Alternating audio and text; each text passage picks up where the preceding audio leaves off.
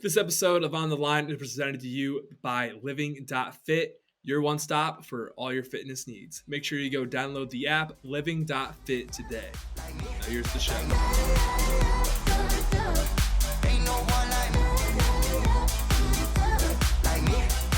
Welcome to On the Line. Today is Tuesday, August 23rd, and we got a great show for you guys. We got Teagan Quitoriano, Houston Texans tight end, on the show. A lot of fun with him.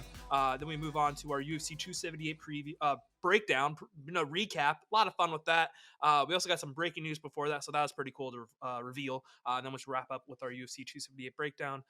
We go on into our winners and losers for the week. So without further ado, if you're listening on YouTube, hit that subscribe button. If you're listening on Apple, Spotify, Deezer, Stitcher, any other podcasting platform, hit that follow. Maybe leave a review if you're one of the cool kids. But anyway, let's go on and dive on into Teagan Quitoriano. We are joined by a very special guest. He was recently drafted to the Houston Texans. We are joined by tight end Teagan Quitoriano. My man, how we doing? Doing good. Love to hear it. Have you moved on to Texas yet? So have you actually moved to Texas, or are you still? Yes, I've been in Houston for about 2.5 months, somewhere around there. So yeah, I'm settling in. I'm still living in a hotel, which still isn't ideal, but it's not. Yeah, but I'm having a good time, and I'm settling in. That's kind of the weird part, especially because, I mean, you don't really know. I mean, it is kind of the weird aspect because you still have yet to get to training camp, and the NFL is kind of a crazy thing where even though you're drafted, you really don't know if you're going to be in Houston. Like, you could get traded in the middle of the preseason because another team could want you. It's kind of the weird little aspect, Yeah, exactly. Nothing's ever really set in stone, but you know what you signed up for. It is. And I know you've already been to rookie mini camp. You've been with the team, done some stuff with them. So I have to ask this. So I'm going to say this as nice as I can. Is Davis Mills' neck as long in person as it is online? I'm going to be honest. I don't really pay too much attention to his neck, but online it is pretty long. Not going to lie. Yeah, it's pretty long online. No, that's probably not what you're thinking about when he's throwing you the ball or to play. But yeah, exactly. All I know is he throws a damn good ball. So. That's all you can ask for. And so, has it really hit you though that you're in the NFL? Like, has it really set in that you're finally living that dream? So it is pretty surreal when you walk into NRG Stadium and you put on the helmet. It's pretty surreal still, but I'm just trying to enjoy it as much as possible. Kind of take it all in. Can't get your head get too big. It's a humbling thing. The whole sport is very humbling. 100%. Have you had the welcome to the NFL moment yet? Like, have you had that moment? You're like, oh yeah, we're here. This is no longer college. I think not really one single moment, but just like the whole experience, just how mentally draining it can be, and just how talented the dudes are that you play against. It's a big jump for sure. So, but I can't think of one moment where I got embarrassed or something like that. But well, I mean, like everyone says, it happens at some point or another. You have that one little moment, exactly. These are grown ass men. Is it like the difference between going? Like, obviously, you haven't played any game yet, but you can probably have started to get the idea of the talent gaps between college and the professional. Is the talent gap bigger between high school to college or college to the NFL? I would probably say high school to college. The difference between the NFL and college is really just the speed. The front seven, everyone's fast. Everyone's fast, strong, and talented. But I would say that it's definitely a much bigger gap from college to NFL, just because of that. Yeah, makes sense. Yeah. So you're from Oregon State. You guys had maybe the best rivalry game with Oregon this past year. You guys beat the shit out of them. It's one of those things where I feel like you guys could just run down their throat. At what point in that game did you guys know we can just run and play no matter what, and we can just run a counter every single time and get 8 yards? I would say pretty much that whole second half when we came out and we were just really winning at the line of scrimmage every play, which is a great feeling. And probably at that time we knew that we could really run any play, and it was going to probably hit.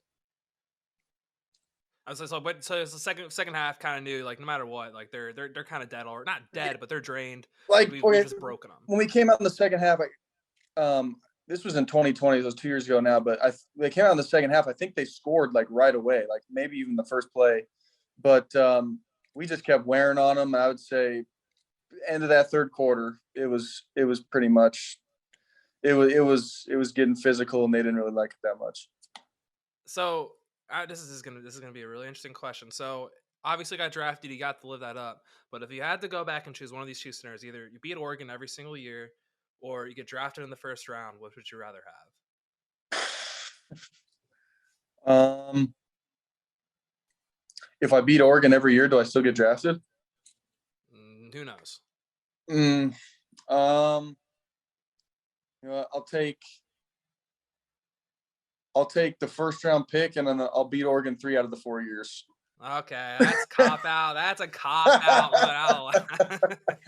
I'll allow it. I like that. I like that answer. I like that. That's why you're drafted. That's why you're drafted. You gotta have that mindset. So, and like now, like a real quick question about college football, not really related to you, but like college realignment's kind of crazy. Seems like the Pac-12 is kind of dying a little bit. Where do you think Oregon State's gonna end up? Like, what do you think's gonna happen? Honestly, I don't know. I haven't really been following the whole realignment thing that much. But I'm hoping that the Pac-12 just stays together and they bring some other teams in. I don't maybe like Boise State or some. I've been hearing teams like that could come in, which wouldn't be bad. I think those teams are really talented and good teams. I've also heard like Big 12 and stuff. I think that'd be cool to match up with those teams in the Big 12 and show what Oregon State's about. But Right. yeah, I just really haven't been following it that much. I have no clue like really what's going on. I just figured I out don't that either. Texas and Oklahoma is going to the SEC too. I didn't even know that until like yesterday. Yeah, they kind of So hid that. They hid that like 2 years ago, like when the middle, like when the NIL all got like legalized and everything. That's when like, yeah, we're gonna go to the SEC here in a yeah, couple years, which that's still crazy to me too. But it's weird. I don't like. I like the conferences being like regional. Like, do you like this whole thing? Like, if you yeah. as a player, I think would you even like it? I like the regional conferences better too. I think I don't know. I don't know. I think I like the regional conferences better too. But it's just, I mean, football is football, and even if it's bigger conferences, it's still going to be competitive and it's going to be fun to watch. It'll always be fun to watch. College football always will always be one of the best sports to watch. It's whole Yeah. season, all thing matters. And Mhm. so going back to you, obviously, I think the big thing is you block. You're a great blocker, but you can also catch the ball. When you're at Oregon State, was there a party that went up to the coaches like, "Hey, I'm scoring on 17% of the times I touch the ball. Like, can I get the ball a little bit more?" No, I never went up to him and said anything. I'm not one of those guys. I never really wanted to be one of those guys, that was begging coaches for touches. So I just kept my head down, and controlled what I could control. And really, I mean, all I want to do is win. So I would say I'm a team first guy, and it never really bothered me that much. Never. Like, I feel like obviously it didn't. Like, you're in the NFL, so it worked out. But was there a part of you like? Maybe I'm thinking this in a weird way, but like maybe you're like, I'm not touching the ball. The NFL is becoming very pass friendly. Like maybe like the NFL chances are dying a little bit because I'm not really able to showcase what I can do outside. Like the blocking was already there, but I can't really showcase my other skills. Does that make Yeah, sense? I would say yeah, that there was some times when I felt that way, that I was getting overlooked just because people's receiving numbers were better than mine. Um, but I think it doesn't really. I mean, it still got me here. I mean, Yeah. and I think that I'll have a lot more opportunities in the NFL than I did in college, which is nice. So I don't know. I thought what happened at Oregon State, my situation there was ideal, Well, it and worked. it got me to where I am today, which is which is great. And there's at the end of the day, that's all you could ask for. So I mean, like you grew up in Oregon too. So like, were you always like, so you're always an Oregon State guy, Yeah, or were I was you? an Oregon State fan my whole life growing up. Okay, so it was like So Oregon, then like Oregon betrayed you, and then Oregon State was like, "Hey, well, we'll have you come over here." yeah, exactly, and it was a blessing, really.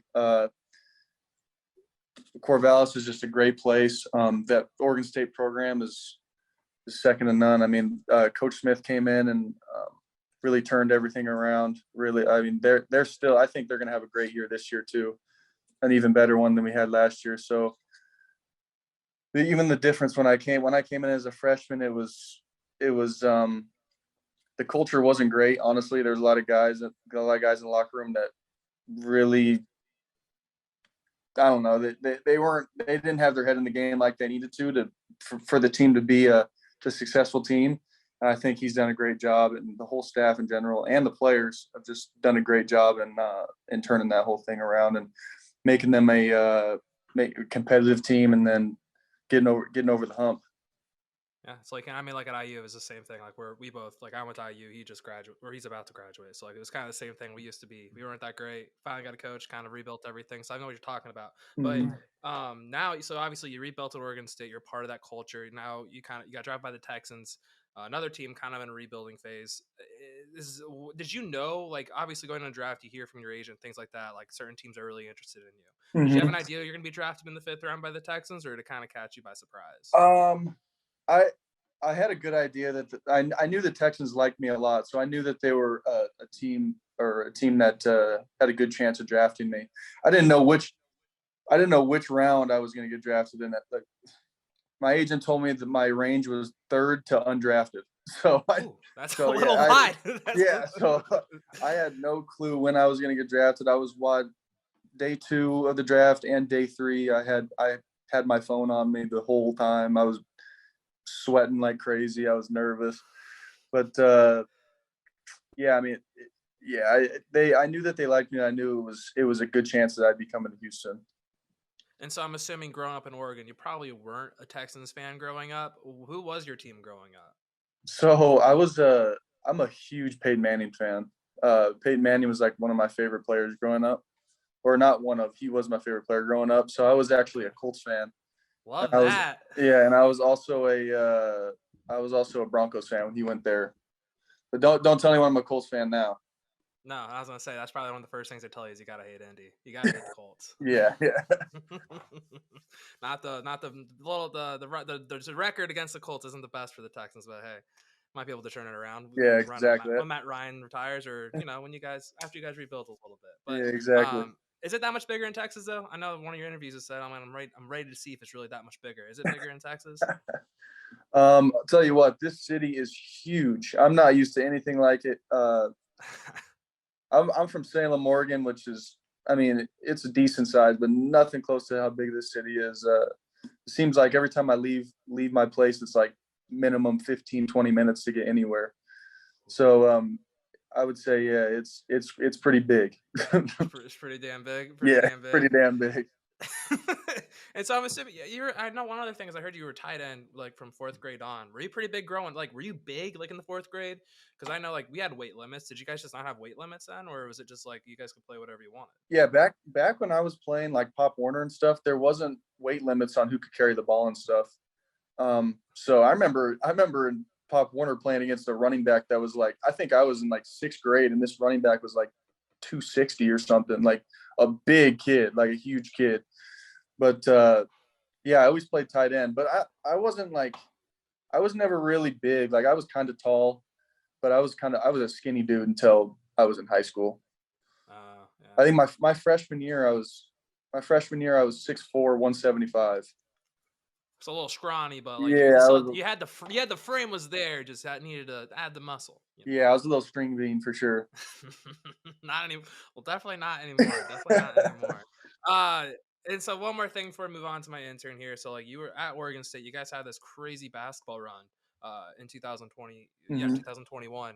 What was campus like? Because I feel like campus had to be wilding during that little run. Yeah, everyone was juiced up for sure. Everyone was rooting for the team to keep winning. It was crazy. I watched every game. I was into it too. I wanted them to win so bad. I actually was in during their run. I went to Vegas, and everyone. I had an Oregon State mask on. It was during COVID, so I had to wear a mask, and I had the Beaver logo on it. So many people were coming up to me like, "You go to Oregon State?" Like, I just won so much money. I'm like, everyone was happy. People were coming up to me like, yeah, everyone was juiced about that run. It was a cool time. Must have been interesting being in Vegas during COVID. Must have been very interesting. Yeah. Yeah, it was. It was. Yeah, it was still. Yeah, I still had a good time. Yeah, so it's Vegas. You can always have a good time, and I feel it's a fun place. It's a very fun place, very fun place. So that's what I got for you. So my intern here hasn't said a word. He has like a series of 5 questions. This is a little bit different than what you'll ever experience. If you ever wanted to tell someone you didn't like a question or hated a question, this is your opportunity. So it's 5 questions. If you like the question, you answer it, we move on. But if you don't like his question, you have to tell him you don't like it, and then we'll wrap this thing up. Easy enough? Okay. All right. Yeah. All right. Let's get right down to it. So we were touching on the realignment and all that fun stuff with the conferences earlier. But let's say hypothetically the Pac-12 does go under, just completely done. Which division would you want Oregon State to join? Like, which conference? Other than the Pac-12. I would say, definitely like probably the Big 12 is the most realistic and something. I'd like to see them join for sure.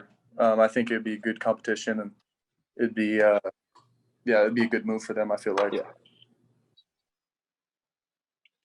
So instead of the Big 12 teams coming in, if the Pac-12 just wasn't a thing anymore, I would say that. It is still so. I just thought that's the way. It is so fucking crazy how like college football has changed so much. Since, especially like when you were a freshman, like it has changed so much in like 6 years. Like it's crazy to think what it was because like growing up, you had the 5 conferences, and now all of a sudden there's gonna be 2 mega conferences. It just doesn't. And the whole NIL, the whole NIL deal is wild, pretty crazy. And the transfer portal. Yeah, Don't forget about that either. Yeah, it's crazy. It's craziness. Anyway, sorry, that was a little side. It's just crazy. No, it's a damn crazy landscape right now in college football. But yeah, so moving on to question 2, like complete college bias aside, if 100 Beavers and 100 Ducks just started. Come on, I think the Beavers whoop their ass. I don't think the Ducks have a chance. I mean, you see the teeth? Yeah, exactly. Beavers, Beavers aren't nice now. They're mean. They're mean. I wouldn't want to get bit by a beaver. I'm telling you that right now. Ducks, I guess Ducks are kind of mean. I bet when they get cornered, but I think a beaver for sure. A beaver could fuck you up a lot more than a duck. 100%. Like they got some big old teeth. Yeah. If it was a goose, goose is still kind of. We're talking different. I don't know. Have you ever seen those angry Canadian gooses? They're kind of Canadian goose. I've never seen an angry Canadian goose before. No, never. Yeah. They're terrifying. I've seen plenty. Like they've always migrated south in my area in New Jersey, and they're terrifying. They are evil sons of bitches. All right, but moving on. Question number 3: if you could make a movie about any sports scandal, serious or funny, which scandal do you think you would? Any sports scandal, serious or funny? Man, I need to educate myself on sports scandals. If it makes you feel better, I couldn't even think of the answer. When I first heard it, I was like, I have no idea what I'd do. You can do a maybe the Bounty Gate, the bounty program for the Saints. That'd be kind of cool. I feel like. They're making a movie about Sean Payton with Kevin James as Sean Payton. Oh, they made one about it already? Came out? Well, sort of. It was about Sean Payton. Not Bounty Gate, but he wasn't coaching the Saints. It was like about that year. Oh, okay.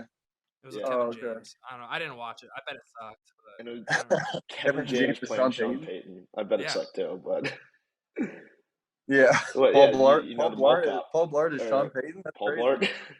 I guess Paul Blart's one of the best coaches of all time. So. All right. Question number 4: if you had the chance to pancake any defensive back in NFL history, who would you? Anyone in history? Over? Anyone in history. So, like, if you had a player from childhood you just absolutely hated and wanted to truck, here's your chance to. I'm trying to think here. I'm gonna pancake Richard Sherman. I like that. You know why?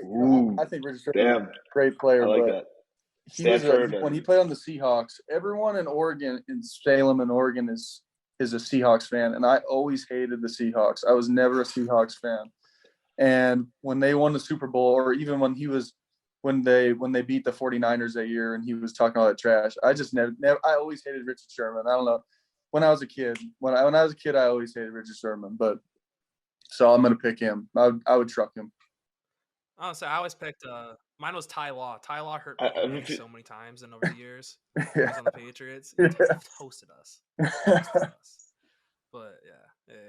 Well, I feel like that had to hurt them when the Seahawks beat the Yeah. Broncos then in the Super Bowl. Oh my God, I was devastated.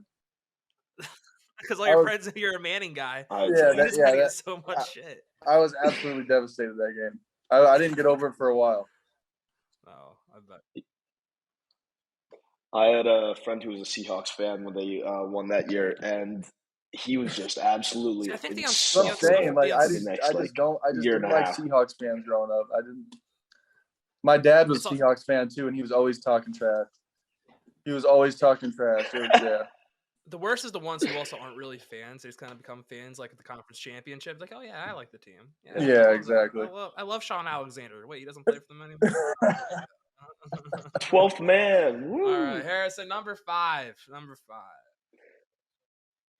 Number 5. So, if you could play a game of football in any country for NFL International other than Mexico and where? England, where would you play? England, because the NFL already does games there. I'm gonna pick Australia. Ooh. Yeah, I'm gonna go play in Australia. Oh, hell yeah, land down under. My girlfriend's from Australia, and I know her family would love to come watch a game or love to watch a game in Australia. That'd be cool. Is she moved to Australia moved to the States recently, or is she born and raised, grew up all the way until college? Yeah, until 2019 she lived in Australia. Oh, she's got that thick accent then. Very thick accent then. Yeah, exactly. All right. I've got a feeling Australia would be perfect for the NFL too. Yeah, exactly. I think they'd like it. I think they'd like a game. Football is already a massive thing down there. Oh, they love it. Maybe the NFL make it happen. Maybe they'll watch this interview and they'll make it happen. The Jaguars are London's team. Why not make the Texans Australia's team? Do Texans Colts. All right, man. Appreciate you coming on. That's what we got for you. If there's anything you want to shout out, go ahead and shout it out, and we'll wrap this thing up. No, I appreciate you guys having me on, and it was fun. I had fun talking to you guys. All right, loved having you on, man. Appreciate you coming on, and good luck this season. Absolutely. Hopefully everything goes according to plan. And that you just don't beat the Colts, but you can beat everybody else. I can't promise that. Yeah, I know. We'll probably lose you guys. 1-1. We play you guys week 1, right? Yeah, I think we play you guys week 1. We play you guys the first and last game of the season, actually. Yeah, I'll say that's the one thing you guys got going for you is the Colts have lost the first game of the season 8 years in a row. So odds are will probably be up in the division after the first week. So congratulations! I'm gonna say it already. Congratulations on getting your first win in your first ever game. Appreciate it. All right, man. Appreciate you coming on. You have a good one. Yep, you too. Great interview with our boy Teagan. He's gonna kick some ass, just not against the Colts. But as we said, they're probably gonna win week 1. So that's just the Colts way. They just love to lose week 1, and you know what it is. But before we dive on UFC 278, as I said at the beginning, we do have breaking news. The biggest news in the NBA. I don't know. I'm shocked this happened, but did you guys hear about what happened down in Miami and Heat culture? No. Udonis Haslem is back. The key to that organization is year back 20. for year 20. Despite interest from other teams around the association, Udonis Haslem has announced officially he is back on the Miami Heat. Everyone watch out. Heat are back. Heat culture, full force. Udonis Haslem. That's hilarious. I don't know. He made it such a big deal. He was just it was the Decision 2.0. Decision 2.0. He even announced it in front of a shitload of kids, too. So it was very similar to LeBron. Man. All right. Man, oh man. All right. LeBron could only hope for half the reaction that Udonis Haslem got, though. Let's be real. No, for real. The amount of interest that he got from other teams, LeBron can only imagine getting that kind of interest from other teams in the association. But let's go on and move on to UFC 278. Headshot, bang. There is no belt belongs to no one, but now it belongs to Leon Edwards. What a fucking show. What a fucking card. It was crazy. We had, it's hard to get, you don't want to get caught up in the moment, but that will be KO of the year. I don't think anything can really contest Absolutely. that. That might be the best KO we've seen. That might go down as one of the top 5 knockouts in UFC history, purely off every implication and everything. It's crazy. It's kind of hard to say it, and you don't want to get too caught up in the moment. But I mean, goddamn, it's kind of hard to say it wasn't. Yeah, you think of the stakes. Like he won the title, he crumpled him, and it was in an impressive fashion. Like those are the three most important things for a KO like that. Well, he was also down. He ticked off all the boxes, and he was down. Yeah, and he was a big underdog comeback. just coming into the fight. Yeah. So it was the most Leon Edwards way to win, That was the most Leon Edwards way to win a title. It's kind of, and then he also lives up to the Rocky nickname, which I don't think we ever really saw the Rocky nickname come into full play like it really did that fight. The edits are so came cool. in big time. Yeah, came in big time this time. So came in big time. Wish he'd done like a Yo Adrian moment. We did call Usman as Adrian at the press conference. I don't know if you guys caught that. I missed that. No, but that's incredible. The big thing with the whole knock on everything is where do we go from here? You got the Hamzat. Yeah. Well, by the way, real quick, does Hamzat jump Kamaru Usman? No, that's fucking stupid. Anthony, does Hamzat jump the line? No. No. That's your clip.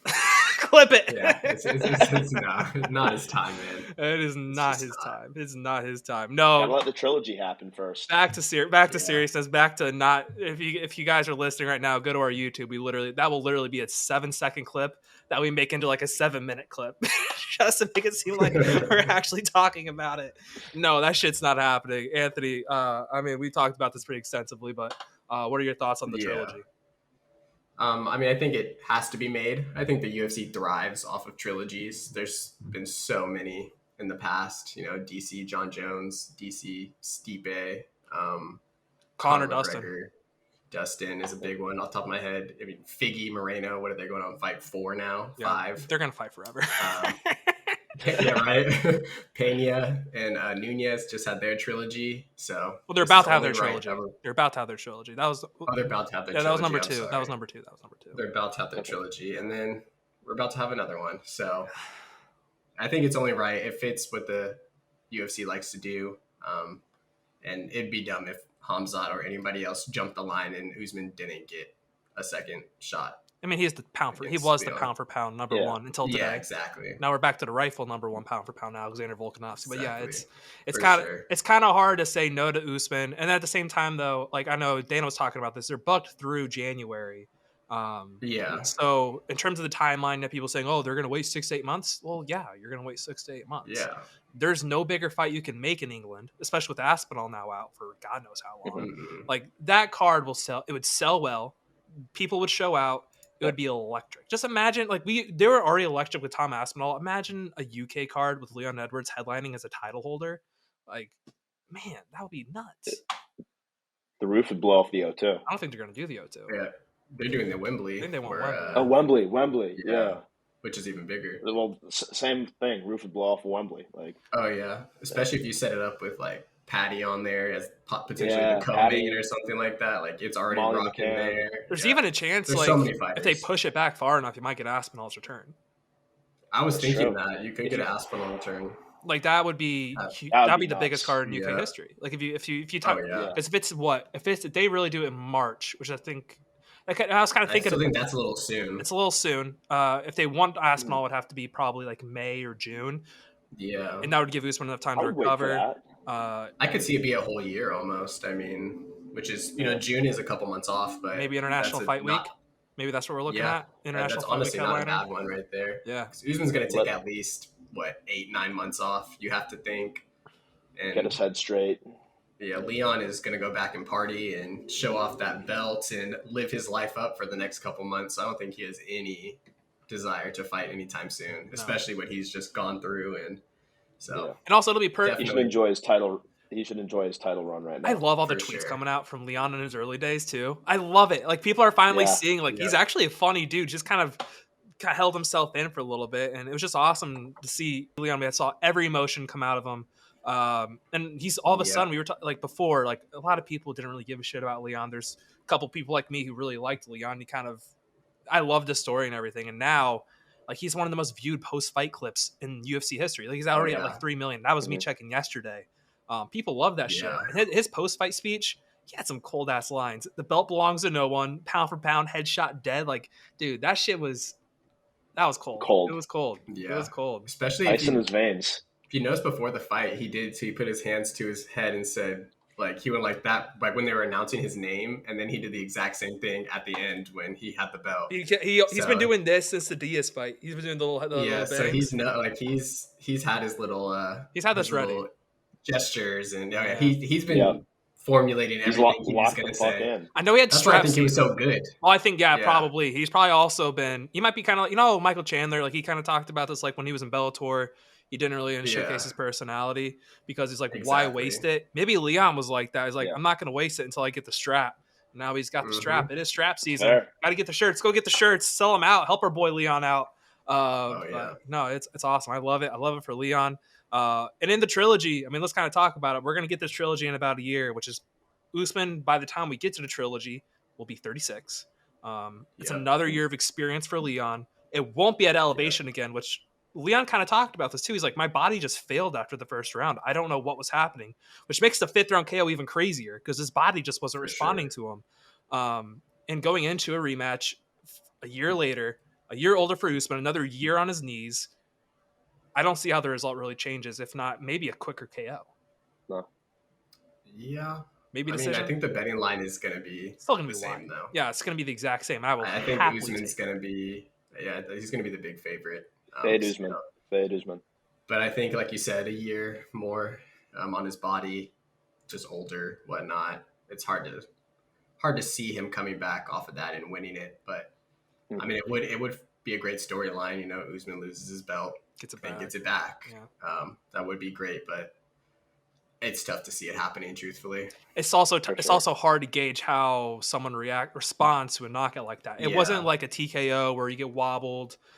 He's never been finished. No, besides I think one submission like early on in his early days, way pre UFC. Yeah, exactly, like super early days pre UFC. So I mean, this is for the psyche. Like, what the hell just happened? I've never even been in a situation like this before. So he was. He's gonna have to do a lot of literally stiff. He was stiff. Yeah. Like that's and you just don't know how you're gonna. That's a knockout that's hard to predict how you're gonna respond to that, especially at his age. That's the big thing. Sure. It's his age with being knocked out like that. You don't know. Mm-hmm. You don't really know. But it's gonna be exciting. That fight's gonna have a lot of fun build up. And as we said, no Hamzat. That means we're probably gonna get Hamzat and Colby, which will be so much fun. That's a fight I want to see. Think Colby will do that? He has to, right? Yeah. I mean, I think so. Or he moves down to 155. Like apparently they're talking about it. But again, like he could do it. He can't keep waiting. See why. He can't keep waiting because Hamzat's gonna murder Nate Diaz here in about a month. And then they're probably gonna hand him over to the winner of Leon Usman, but then he would have to wait over a year. I don't know what's gonna happen with that. He has to fight again. Probably's got to. He's also 34, so it's not like he's a spring chicken either. No, He only has a couple more years left in him to really be at that prime physical level. I think he should move down and try 155. And just try 155. That might be your division, but I don't see him ever. And also, big thing to talk about too is Usman's wins over Colt. Is his title reign maybe now overrated? He beat 2 guys twice. One guy is a and they're both. Everyone he's beaten is really a 155er who moved up to 170. One guy doesn't want to cut weight. One guy moved up. 2 guys moved up. You kind of have to look at it as like the 5 defenses. Are they really as great as we made them out to be before this fight? I mean, sort of. He finished 3 out of the 3 of them. He finished 2. He finished Burns and Masvidal because he didn't. Oh no! He finished Colby the first time. Yeah. That's right. Yeah, so he's finished. I mean, he had 3 finishes out of it. So, I mean, if he went to decision with all of them, I would be a little bit less impressed. But he did finish them. He did what he was supposed to do. And the one thing I like to say is I don't like to discredit necessarily fighters who they fight just because they fight who's put in front of them. That's fair. I mean, as the champ though, he did have some say. He did call out Masvidal that second time around, basically and I think he knew that was going to be a layup victory for him. The Colby thing. The second Colby fight shouldn't have happened. Like that. That fight should never have happened. I don't think so either. There was nothing why are they fighting for a second time? There's nothing. At least the Masvidal is short notice, so you're like, okay, you get a full camp. I'll give you that. But yeah, I don't see why the Colby fight happened a second time. And the second Colby fight really wasn't that great either. There were some moments. No, it wasn't. There were some moments, but it was nothing like the first one. No, it was nothing like the first one. Not at all. But it is what it is. I still think Usman's he is one of the all-time greats in the welterweight division. It'll be very interesting to see what he does going forward. But speaking of all-time greats, we had an all-time great performance by Luke Rockhold despite getting murdered. Not even murdered. He ate some punches, but he delivered some back. That was an awesome fight. He did get fight of the night. Yeah. More or less because they were both out of breath after about 4 minutes. You got Luke Rockhold. I don't think he has any kids. Probably won't have some anytime soon. His balls were literally put into his stomach by Paulo Costa.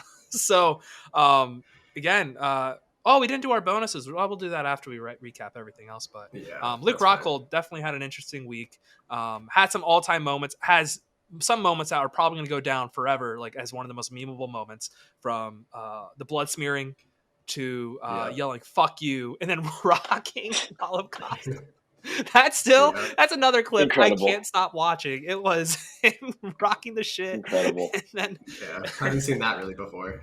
No. Outside of like Hamzat picking up the leech and yelling at Dana White, "Who am I going to fight next?" Like that's the only other thing. That was so disrespectful. That was just so disrespectful. Yeah.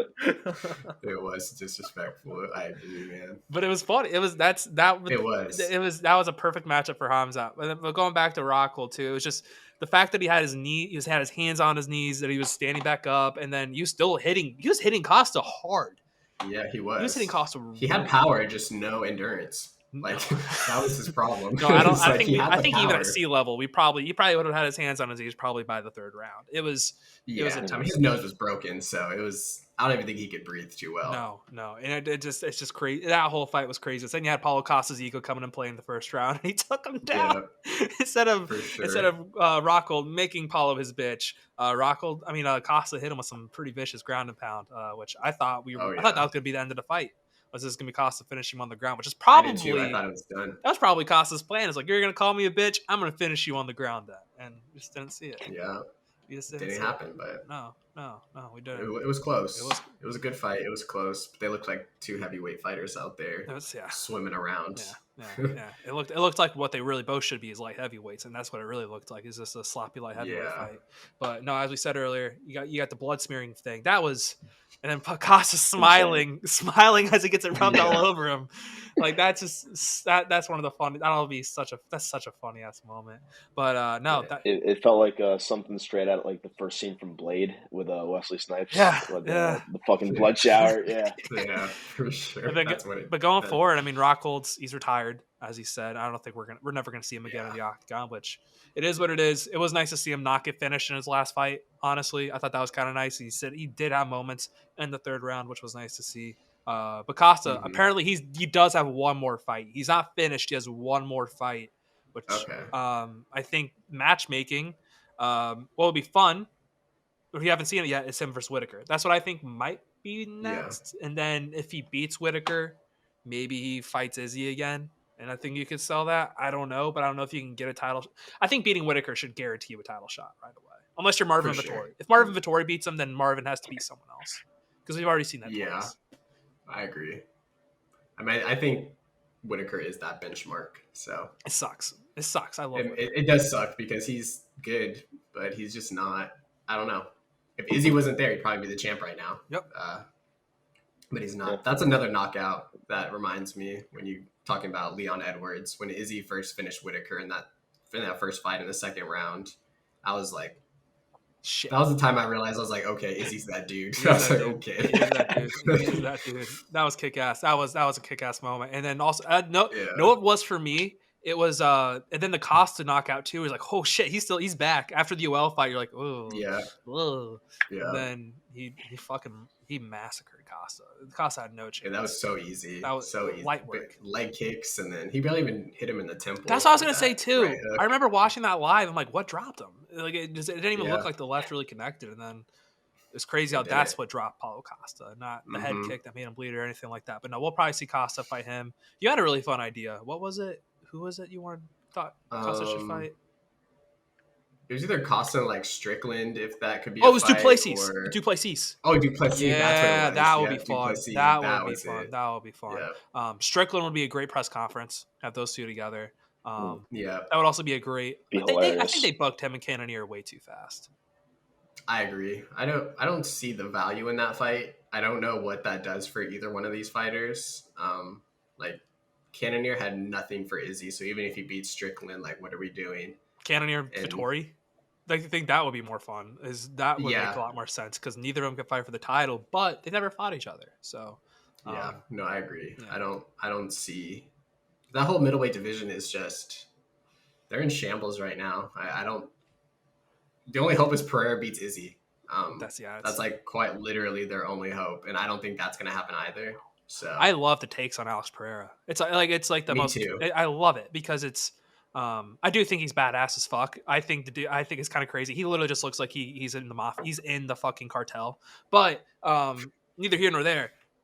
If you watch the fights, like Izzy got fucked in the first one. It was a close fight. Neither got finished. And then in the second fight, Izzy would have finished him if it was MMA. He had to get separated because kickboxing gets separated. But Izzy was literally dancing. Yeah. Like dancing on, like quite literally dancing in the ring, just like fucking around and got caught. It was more or less just him bullshitting than him actually getting beat. Yeah. It'll be funny. And yeah, like you said, if this was MMA, it's going to be over, and it would have been over. That second fight would have been over if it was MMA. It's going to be pretty funny if he shoots on him. Israel, like, out of Nurmagomedov. If he shoots on him. Yeah. If he, like, submits him somehow, like you're okay, wow, I think easy. That would be the funniest shit in the world. Like, I honestly, it's something I could see Izzy doing because, like, everyone talks about how he can't grapple or anything. Yeah. Izzy just takes him down and submits him, reminds him this is MMA, not kickboxing. That kind of fits the Izzy personality, right? It does. It definitely fits that let me prove you wrong type of thing. He loves that shit. But he's been fighting really safe lately, so I don't know. That would be safe though. True. That is the safe route to go. Against Pereira? What is Pereira going to do? Pull guillotine or something? Like, no. So exactly. He's not gonna do that shit. He's not going to do that shit. So now moving on, King of Rio goes down once again. Sad to see him. Dvalishvili wins on failed takedown attempts and knees. A pretty shitty fight, honestly. It was boring. It was really boring. Probably, honestly, maybe the most boring fight on the card. Definitely on the main card. Yeah, because even Yanan Wu and Pudilova, we had a finish. It was just domination. Like with the Merab Aldo thing, it was just. Obviously the joke was I thought not even a joke. I legitimately thought this would be a split decision. Like I think both of us took split, and it kind of looked like that for a little bit. But then Aldo never let his hands fly. Kind of like early, like then at Edwards fight, like the coaches were screaming at him like, "Let your hands go, dude! You literally have to like do something."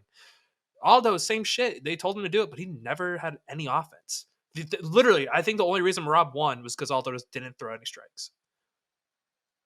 He threw a total of 38 strikes. 38. The whole time. My God, I thought it was under 50.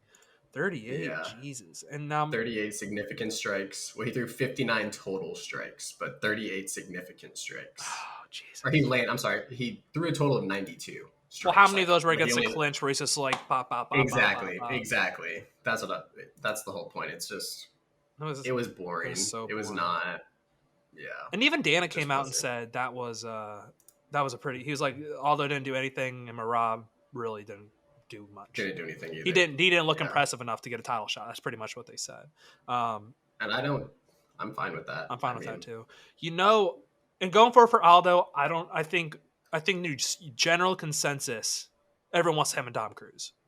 I think that's just such an easy fight to make. It's just like you can make that a headliner, or you can make that the perfect co-main, or like a third slot like Aldo is in here now. Maybe you do that at MSG. Yeah. Maybe you do that at the December 10th card, which is already looking like it's going to be fucking crazy. A lot of options. Or you save it for Rio when they go down to Brazil. I think that's the move, is you save it for Rio and let Aldo.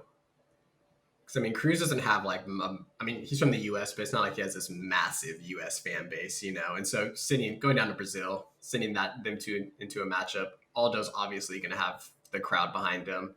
And it just would be a great atmosphere to watch that fight. And if he loses, the crowd goes fucking silent. If he wins, the crowd erupts. So either way, you're going to get a very stark reaction. Well, I think regardless, too, that's stylistically, that's a fun fight, too. You're not going to see the Merab shit. No takedowns. You're not going to see that Merab shit. Yeah. You don't have to worry about Aldo using the takedown defense, which we'll say his takedown defense still held up against Merab.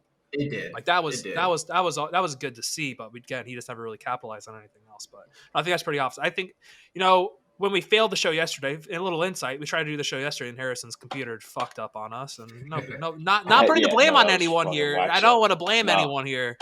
Should have had some clips up yesterday, but I think we said Marab and Cheeto.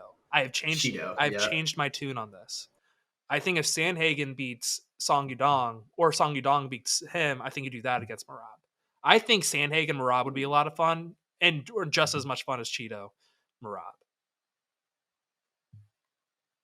I like that. A lot of fun options, low-key, for Marab. Yeah. That whole bantamweight division is just so stacked.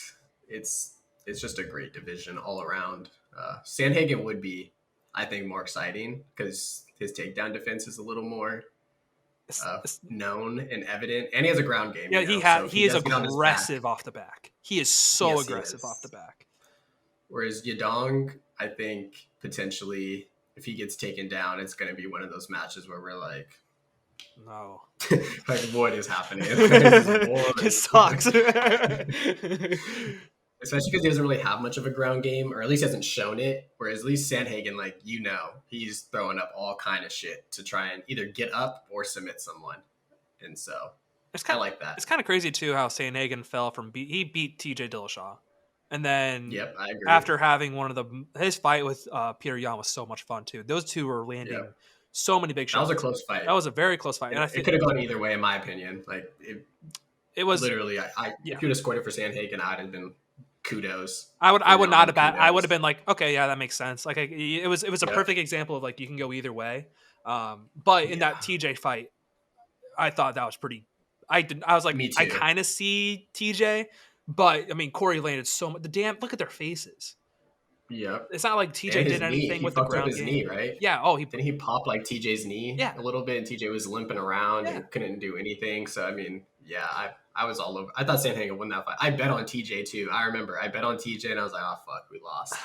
And then when Bruce Buffer announced, he's like TJ, I was like, damn, I'm not mad. I ain't mad. I took Sandhagen, so I was a little pissed, but it is what it is. It is what it is. Luckily, like everyone in that division's so good. Like there's so many fun fights you can do.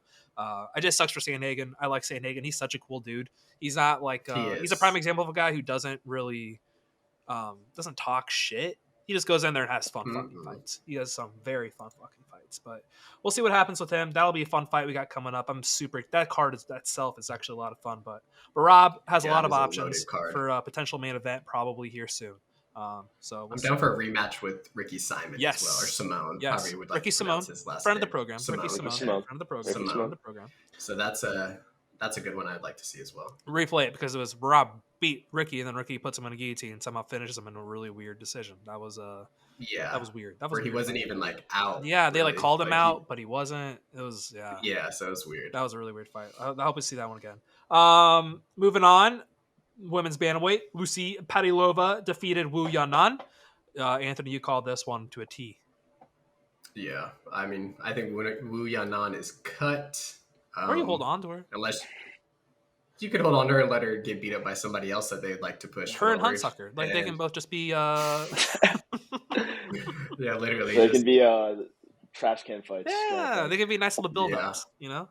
Yeah. I mean, you need those in the UFC, right? Mm-hmm. You gotta absolutely for your Patties and for your Sean O'Malley's and all those guys. You just want to build up and just beat up trash cans, you know? Yeah. So, I mean, just keep beating Patty. Respectfully trash cans. Respectfully.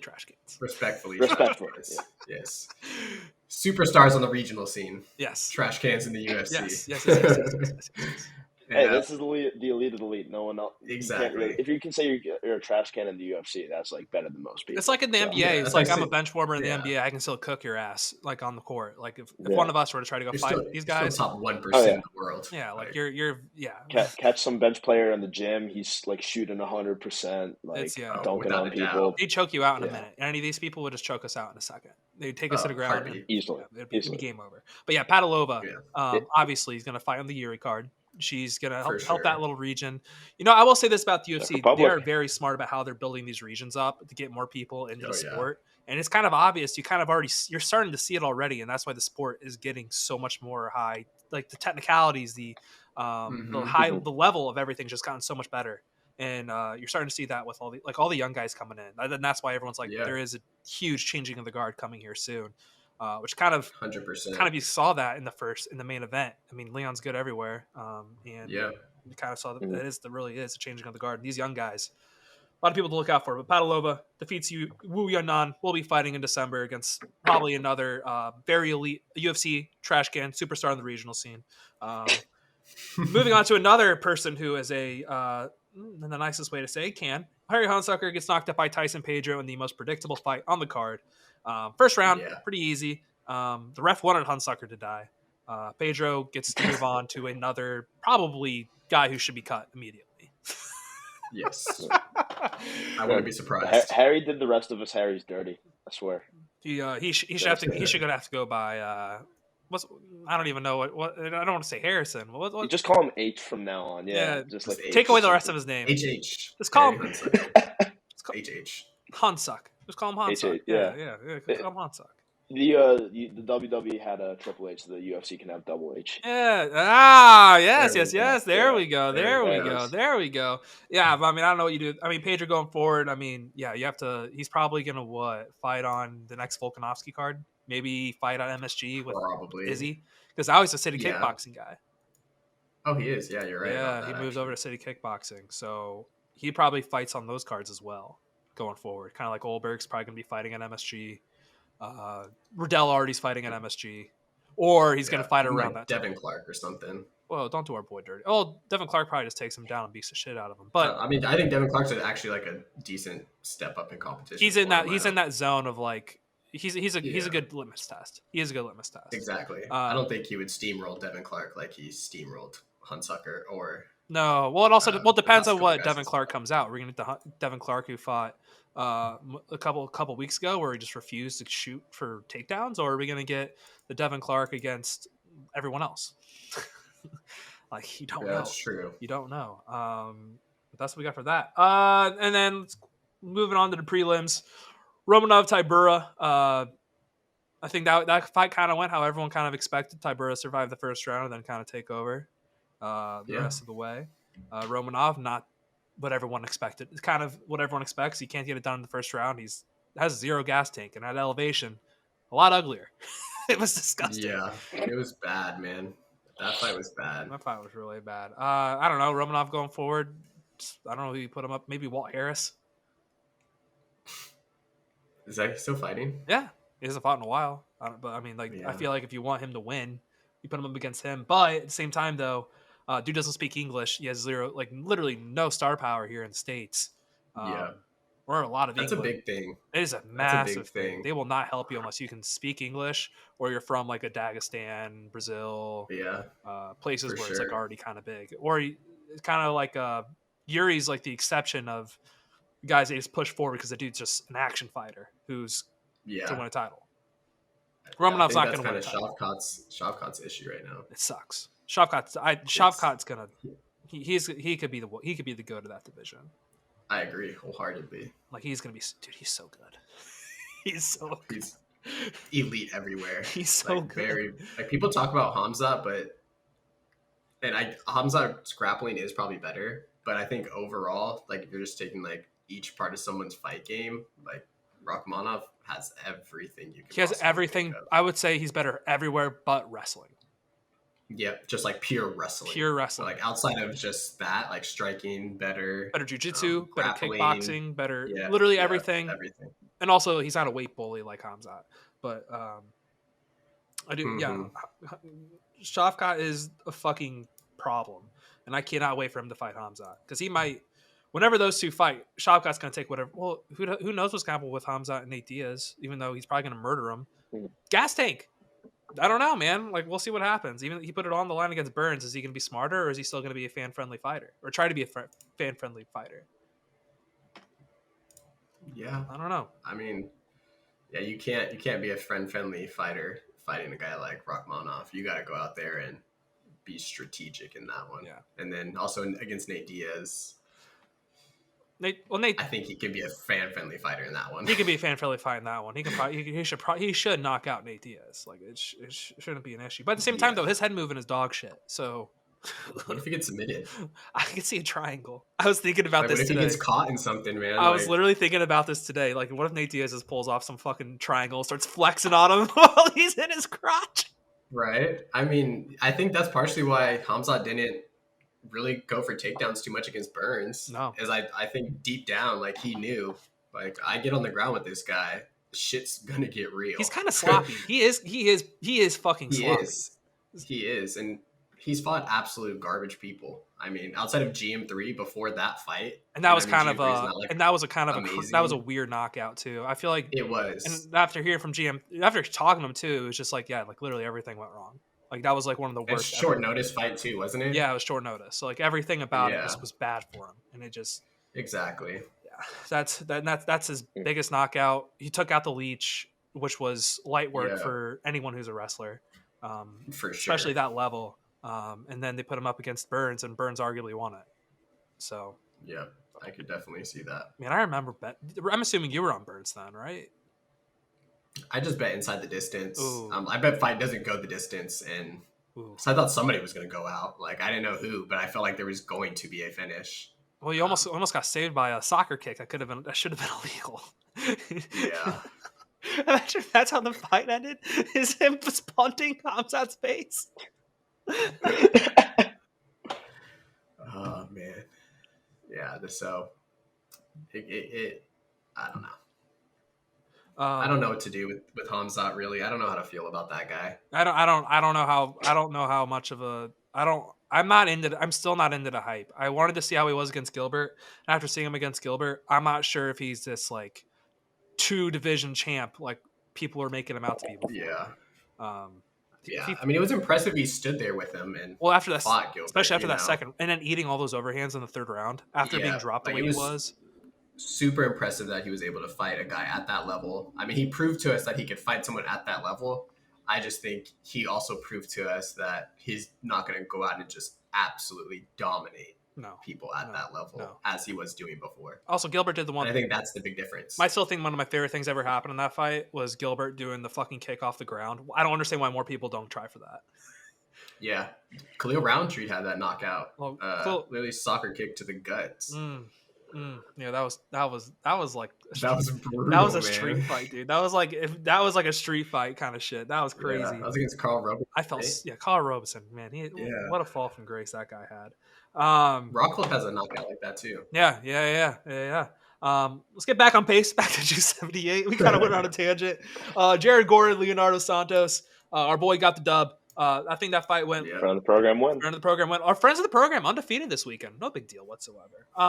Huge stuff. Huge shit. One of them. Shout out Bubba. Shout out Bubba with the submission. Shout out Bubba for the submission. Great to see him get his first finish in the PFL because everyone kind of called him a decision machine. Light work. Yeah. Light work. That was light work. Easy money. I kind of figured I kind of thought he was going to take him down and just kind of maul him because I thought that guy had zero ground game, and I was right. Gordon Santos. Gordon, I mean, he got the win, but it wasn't nothing I was like crazy about. It wasn't anything I'm super impressed over. He didn't finish Santos, which even at elevation after he loses his gas tank, kind of surprised he didn't go in there for the kill, didn't finish him. Yeah. And then Santos again. Nothing too spacious. That I mean, it was interesting. It was a fight. It wasn't anything special though. It wasn't. I think a lot of people expected this fight to not make it to like even the third round. For sure, I think they're expecting a first round finish or a second round finish by Gordon. Yeah. One of the two, right? Yep. Either Santos got him out of there early, or Gordon's cardio put it on him. But he didn't get him to the ground at all. There was really no wrestling. It's all striking. Santos did grab the cage though one time when he was about to go down and. Nobody said anything. And just kept the fight going. I don't think anyone. I think they're like, I think we're already running behind on time. Like, just keep it going. Just keep it going. Right. And I mean, like, what? Gordon's calling out for Patty. It would make sense for Patty. It does make sense a little bit in terms of like where they're at in like Patty's career and Jared's career and all that. But do I think they could push the mental health awareness? Exactly. It'd be a great message. Patty had his speech after the end of his last fight about his friend who committed suicide. And obviously Jared is literally that guy who thinks like that and has those kinds of things with the addiction issues. So they won't do it because that makes too much sense. We'll see what happens. I mean, he'll be back. I bet Jared fights at MSG. Probably, he's a New York guy, so he probably fights. Yeah, at I can MSG. see that for sure. And Patty already said he's not fighting in MSG, so they're not going to fight. That's kind of like when the Steamroller wanted Patty. They're like, "Nah, you're not fighting. He doesn't want MSG." He'll probably be. I bet Patty's on the December 10th card. And then that would put him in line with Leon Usman 3. So, moving on to the featherweight division, Sean Woodson, Luis Saldana. What a fight! It was wild. That was fight. a weird ass fight. Yeah. That was a weird ass fight. Saldana had him finished, but he didn't have him finished. Then he finished him with an illegal blow and thought he won. No big deal. And then Sean Woodson almost choked him out with a buggy choke. It was just that fight was weird as shit. Weird seeing Woodson gas like that. Sickness. Oh yeah, the altitude really fucked these guys. I don't really know what much to make of it. When we had the show yesterday, again, no big deal. Harrison's shit broke on us. We said it should be just run it back. Just run it back, and I think running it back is the best option here. I agree. Absolutely. I mean, they both maybe at a lower altitude location. Literally anywhere but Denver or Salt Lake City. Yeah, for real. Or Mexico they City. Both definitely didn't put their best foot forward out there. So no, that was and the judges it was a sloppy fight too. That was the worst Sean Woodson. Yeah, that was the crazy shit. Yeah, the fact he had a 29-27 both ways might be you'll never see that again. Yeah, you'll never see that. No, it's so odd when that happens because I feel like it's happened before, and it's just like what are the judges watching? I've seen it before, like 2 30-27s opposite ways, and I'm like, how do you have 2 30-27s? I think it was one of those like wrestling. I think it was one of the things we thought like with Merab and Al, there was like damage versus like control. Yeah, that's the only time I can really think of like it. Just the judges have different opinions. That's the only time it would make sense, right? Because outside of that, it's just how do you? We're all watching the same fight. Like there has to be a little similarities, and to be completely opposite like that, it's just so odd. For that to happen. It's bad. Apparently the guys are like on their phones during the fights. It should be like a fucking like when you're in the 5th or 4th grade. Yeah. No phones allowed. Take their phones. Yeah, they can have their phones, which is weird that they can have their phones while judging. They can get like a text from one of their friends like, "Hey, dude, I just put a live bet on this guy like plus 1,000." Right? That's what I'm saying. Yeah. Like you can talk to the other judge like who we got. Like, hey, dude, say orange juice for this fighter, say steak for the other.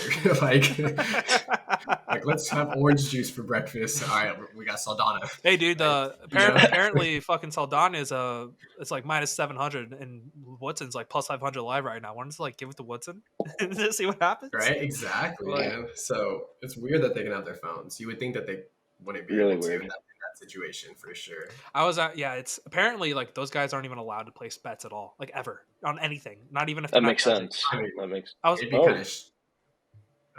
be kind of shitty. It would be shitty. It would be shitty because I was talking to one of my friends here in Indy. He got his judging license, and he said like if they find out that you're placing bets, it can get pretty ugly. Like on any sport or just UFC? Everything. You can't bet. Oh, shit. You can't bet. Yeah. Same with the UFC commentators. That makes sense. That they can't bet either. No, they can't. Not at all. Which sucks for Anik. Anik loves gambling. Yeah, he does. And then the last fight we'll really talk in detail about Angelusa versus AJ Fletcher. UFC hates AJ Fletcher. Angelusa, the unheralded dark horse prospect out of Kill Cliff, Sanford MMA, finally gets his big win. I mean, he's fought tough motherfuckers the first 2 fights in the UFC. He had Jack Dilla Maddalena, one of the favorites in the welterweight division, and then he fought Zalal, not Yusuf Salal. Fuck. Lazez.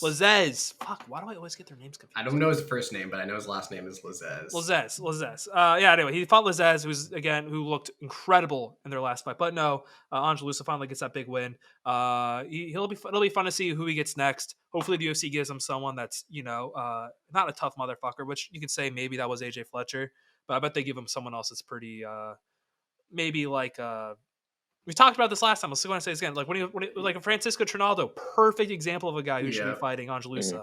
Shouldn't be fighting Randy Brown. Takashi Sato, someone like that. Sato would make sense. Maybe a Nick Maximov. Like that would be fun.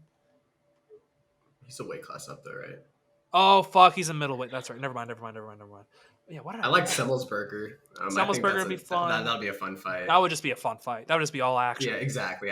That's why I like that one because I don't think Semmelsberger hits too hard, so it's not like we're going to see a knockout on that side. But he brings the fight. Lusa brings the fight. I don't see why that wouldn't be a banger. That'd be a very Fletcher already lost to Lusa. Lost to Semmelsberger and now lost to Lusa. So why not pair those two guys up together? Yeah, it'll be fun. I think Semmelsberger is going to probably get someone else, though. I think we'll see what happens. Somebody weaker. He just lost to Morono. He just lost to Morono. That was the best Morono's ever looked. That was crazy. Oh yeah, he looked way too good. I did not expect that at all. No, not at all. That was craziness. That was a fun fight though. Semmelsberger almost finished him in the third with that flying knee. Oh yeah, that was impressive. I love Semmelsberger, dude. He's a fucking crazy man. He is a fucking crazy motherfucker. I love him. But yeah, honestly, let's see what happens with him next. Fletcher's not going to get cut. He's still a contender series guy. It'll be interesting to see who they put him up against next, though, because I don't really know who he put. Maybe Jason Witt. Yeah, Witt is not a bad option, honestly. It'll test his takedown defense.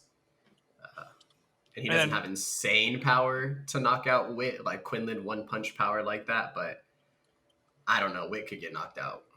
Yeah, Wind. So the wind blows too hard and he might fall over. So I don't know. That man does not. He loves naked leg kicks. He loves naked leg kicks, and he can't take a punch. Love you, Jason, if you're listening. But sorry, dude.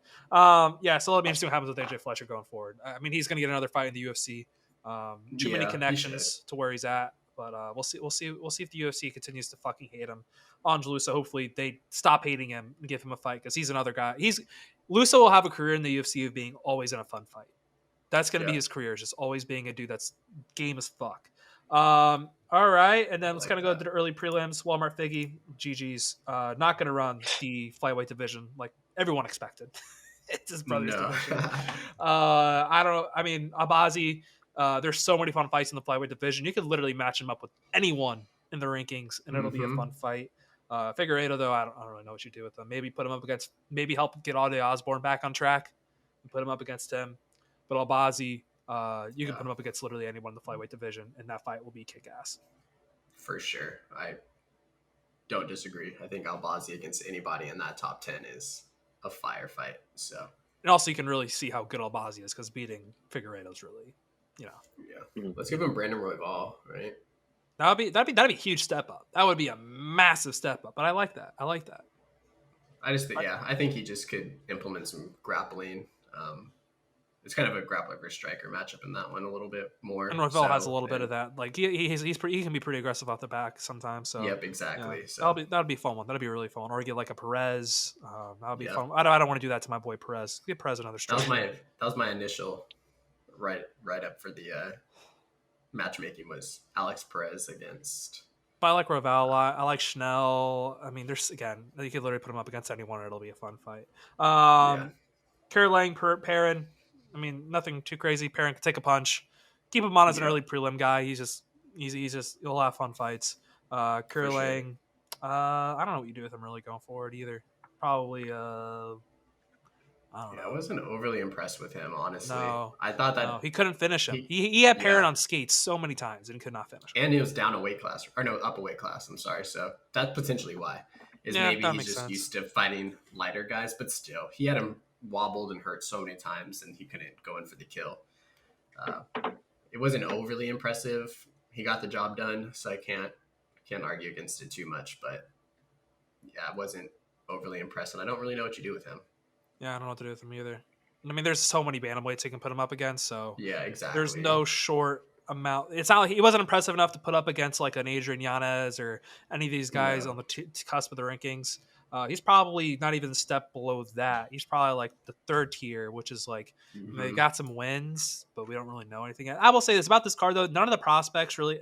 None of one came out of this where I was like, oh shit, they're really fucking good. Like they're gonna take, or like maybe Albazi.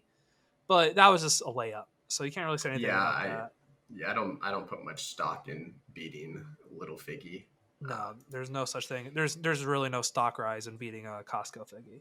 Not at all. No, and then Ricardo Altamirano lost to Malcolm Gordon. He's gonna get murdered. He's gonna get murdered here in about a month. Right. So he's gonna get murdered. Yeah. And then Victor Altamirano, Dean Locardo. Who cares? No, whatever. Yeah. Fun fight. I mean, who cares? I was impressed he got a finish since Yeah. he kind of was a decisionator for his past couple fights. But again, he was fighting a guy who quite literally can't fight more than 4 minutes. Maybe put him against Figgy. Victor. Altamirano.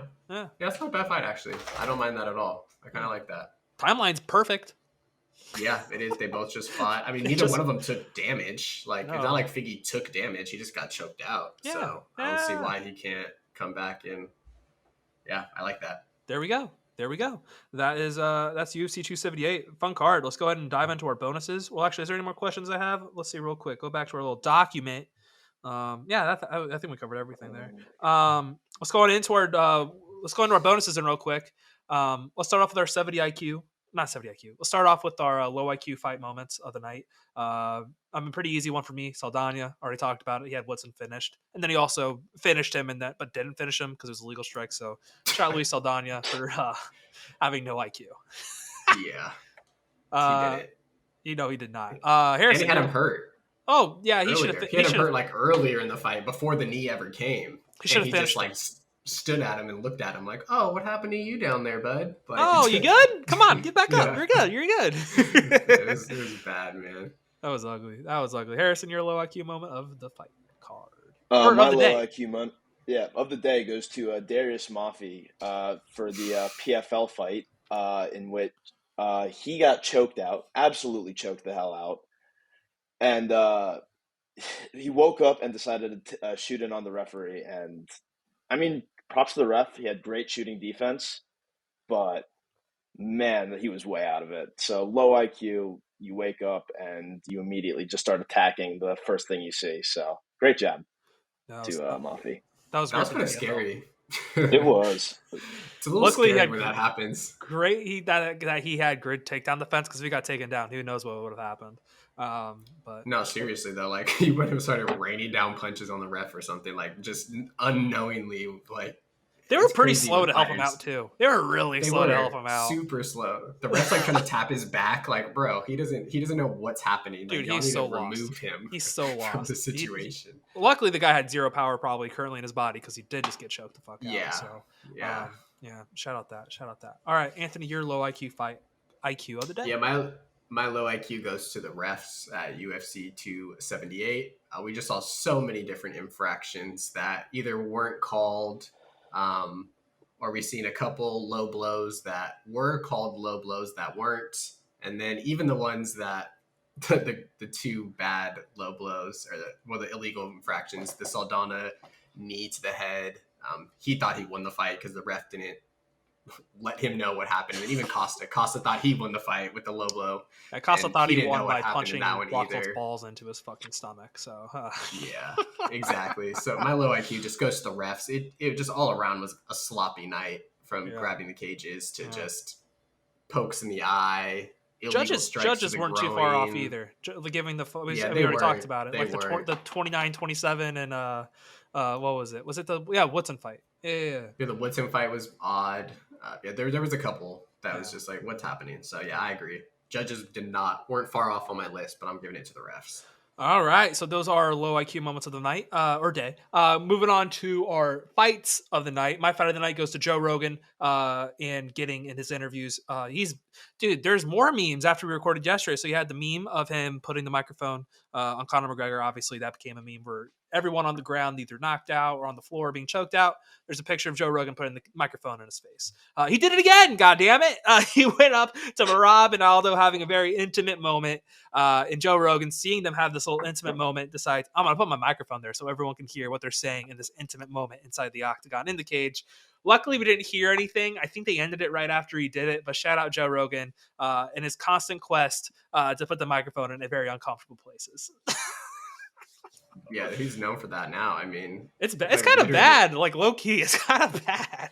It is. I mean, like, at the worst possible times, it's just like these guys are in vulnerable states. They're trying to, either talk to their families or talk to their friends, or in this instance, talk to the other fighter and just, either pray together or just have some kind words. And you're like, what are you saying? It's like, come on now. Like, this is clearly a private moment. Just let it be private. Like, not everything has to be recorded and caught and televised. He did do a great job with Leon, though. I thought he kept pulling him back in for more questions, that was great because, again, Leon was so emotional there. He killed the mic that night, for sure. Oh, my God. Leon that was definitely great. Killed the mic. I think Leon probably won the Mike Award yesterday. Like, he was incredible. Like, that was... Yeah. I think he killed it especially just because we've never seen that from him. So we would really just... I think we mentioned this yesterday, too. We were talking, but, like, we've seen more personality in 5 minutes than we have in Leon's, like, 7 years of since career. he just got into UFC, because there's tweets now coming out from him when he was tweeting some funny ass shit. Where I'll pull one up as Harrison gives his, or when you guys get your fight nights, but like it's crazy. Just again, he had 2 quotes you can put on a t-shirt. Shit will sell like hotcakes. Like it'll sell so well. I love it though. I love it for Leon. I love it for his story. Yeah. Here it is. This weather makes me want to cuddle up with a fat girl. Leon Edwards, Leon. you're a welterweight champion. Oh God, fucking damn it! I love this guy. What a great guy. Right? The only thing that sucks is obviously you have people hopping on the bandwagon, acting like they're Leon fans. But then there's so many people taking screenshots of these people's tweets of like, you were shitting on him like 24 hours ago. Yeah, fucking loser. Sure. But hey, I've been a Leon guy for a minute, so I'll take that with pride. I was calling Leon Pillow Fist before that fight, and then he knocked out. I mean, technically speaking, you can kind of still say that he knocked him out with the kick. Yeah, you're right. He doesn't punch with a lot of power. It's his kicks that are just filthy. And I mean, filthy. A shin to the head. That could knock out anybody. Like that. That's brutal. You feel your shin bone. Almost everyone's getting knocked out in that. Like literally, if you get kicked in that spot, you're toast. All right, fight of the night, Anthony. Your fight of the night. Yeah, so my fight of the night is Luke Rockhold. Essentially, to Luke Rockhold's hands, to be specific. Pretty much the battle between being up in the air and on his knees. It was a fight all night long. He had to keep his hands up so he wasn't getting punched in the face. But he also talking to me like at his post-fight interview, he didn't know what to do with his hands either. Like every time we talked, he doesn't know what to do with his hands. Everything, man. His hands in general. He had his gloves in his hands. He didn't know if he wanted to put them down, hold them. Just all night, I feel like he didn't know what to do with his hands. In the fight, post-fight, everything. It was just funny to watch, because he wanted to defend himself, but at the same time, he's like, I literally cannot defend myself. Like, I need my hands on my knees. I need a gasp for air. And then, like you said, in the post-fight interview, he's literally standing there, leaned up against the cage, hands here, holding like here, and then down here, everywhere. Like he didn't know what to do. So yeah, the fight of the night is to Luke Rockhold in the hand positioning. Harrison, your fight of the night. My fight of the night. Yep. So my fight of the night goes to Saldana versus The Moment, because we were talking about it earlier. Buddy just got way too caught up.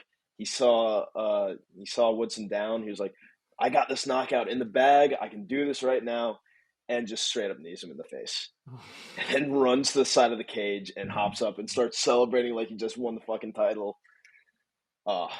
Just poor guy. Dumbass decisions. Poor guy. He thought he had a fight of the night. Yeah. Kind of I wonder how that feels. The moment there. Ooh. I wonder how that feels to think you won the fight and then you look back and the ref's like, it's kind of surprising he didn't get finished, because usually that adrenaline dump is massive. Yeah, that adrenaline dump had to be miserable. Exactly. Like he definitely had to be it was definitely a letdown for him, without a doubt. It's kind of crazy. Yeah, it's just that's gotta suck. And going back and rewatching it, he probably has a lot of regrets in that fight. Oh yeah, 100%. His coach just had to have ripped him an asshole, because he should have won that fight. He said it's a draw because he's an idiot. Moving on to our performance bonuses. We've already talked about it. Luke Rockhold, baby. He is my performance bonus, and it's Luke Rockhold trying to be normal. My dude could not be normal, as it was. I'll be talking about hands. Didn't know what to do with his hands. Before the fight, you had him in his like weird ass outfits where he looked like he literally looks like he's in a midlife crisis from the hat, how he had it like sideways like this, and then like no t-shirt underneath, a button down. It was interesting to see him, and then after that, you also have in the fight. Obviously, we already talked about the funniest shit in the world was him yelling "fuck you," then staggering Paulo Costa multiple times. He did this like twice. And then at the very end of the fight where he gets on top of Paulo Costa, rubbing blood all over the face. Very, very synonymous with BJ Penn licking the blood off his gloves, but instead he's giving it to Paulo Costa.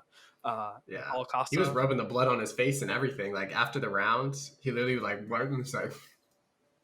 he just went into all out war. Like I will give Rocco credit. He was trying to be fan friendly. Like he was really trying to be fan friendly, and he delivered. That was a great. I honestly couldn't think of a better way to go out on a loss. Like that was one of the better ways to go out on a loss is the way he fought. For sure. I agree. I think he left it. We're talking about it still, right? So. Yeah, and we'll probably talk about it for a while. When we do like the end of the year awards, like we'll talk about Luke Rockhold, and then the post fight speech, obviously too. He could not sputter out the fact that he was retiring. He struggled. No. Honestly, that could have been a fight of the night. Was Luke Rockhold trying to announce he's retiring? He just couldn't do it. Possibly. I saw the gloves off. And I thought he was going to lay them down, but he couldn't even do that. He's just like, I'm old, dude.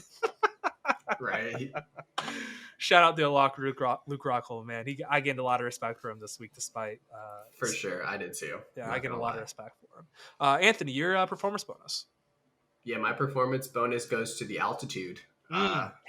We just saw so many times that these fighters were getting gassed out, and I have to just imagine it was the altitude. There's no way every single fight you see these guys basically winded after 1.5 rounds or so, and then the heavyweights, they're gassed after 1 round. And even some of our top level fighters, we mentioned Leon Edwards, he was gassed. I've never seen Sean Woodson tired before. I mean, Sean Woodson looked like he couldn't even walk. He had jello legs. It was just all around. The altitude definitely took the win on Saturday night for sure.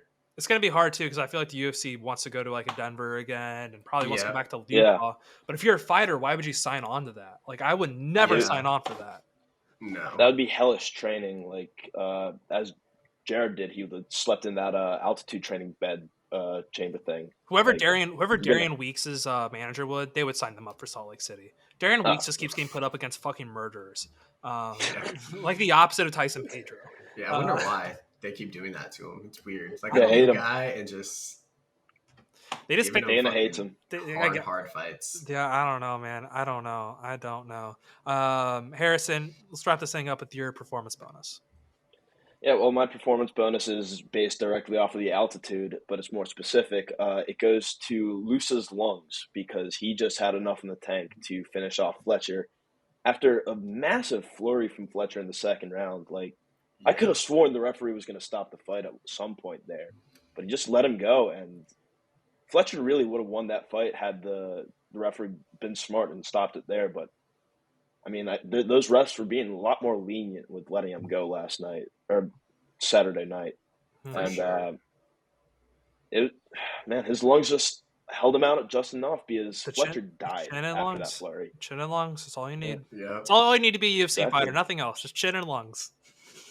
I mean, yeah, if you have good cardio and you could take a punch, you can do a lot in the UFC because there's a lot of guys can't do either one. No. So they have one or the other, and there's not a lot of guys who have both. So, that will take you. I mean, that's 75% of the battle right there is getting punched in the face, taking it, and can you last 15 minutes? You can do those two things. You can beat a good amount of guys in the UFC. Just survive it all. Just fighting in general.